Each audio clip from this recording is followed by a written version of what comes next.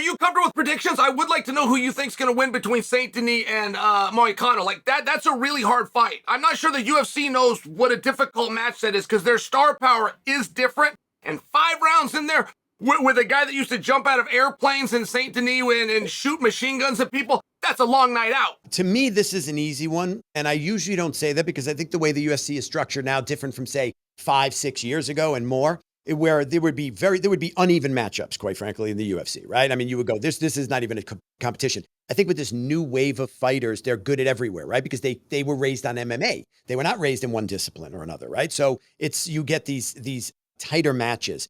I don't think this one is as tight as others. I feel that Saint-Denis showed something in that Poirier fight.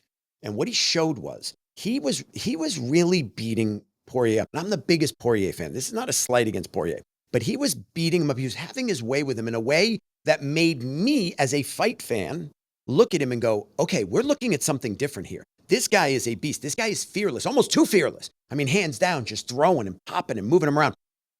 Now, look, big fight experience kicked in that. And Poirier was smart and he weathered the storm, and cardio was an issue and, all that. And I think if Saint-Denis had more fight experience, that wouldn't have gone that way. Okay. And if it was a longer fight, if it was a shorter fight, it wouldn't have gone that way. I think Saint-Denis is the future. Now, his mentality is right. He's a badass. I mean, he's special forces, special forces.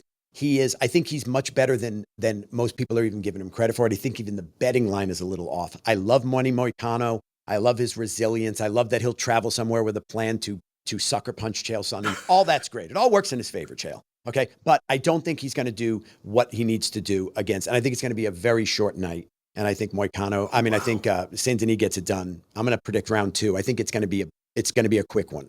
That's an excellent analysis. We'll put a pin in that and see. Because I also think that Saint-Denis is better. Like, people only remember him losing to Poirier. You're completely right, though. It was 3 rounds in. He had won them all. I mean, Poirier was looking, right, Poirier had to really find that dog in him. You're right. Saint-Denis is better than, if you just look at his record, might lead you to believe. Yep. So we'll see what happens. We'll talk about that. But I'm looking forward to it. And either way, it's a great fight because they're both really, really good. And I'm not looking past Moicano. He's very, very talented. But I just think Saint-Denis pulls it off. And this is the telling thing, right? This is right after that big Poirier situation. This is where the cream will rise with Saint-Denis. A star will be born the same way that O'Malley recently at the Sphere had the ability to be in the stratosphere, like way out of here, fame-wise. He was approaching Conor, and unfortunately what happened, which is also an interesting story about Merab and his coach, and O'Malley's coach and everything. We'll talk about that next time, but lots of stuff to talk about, brother.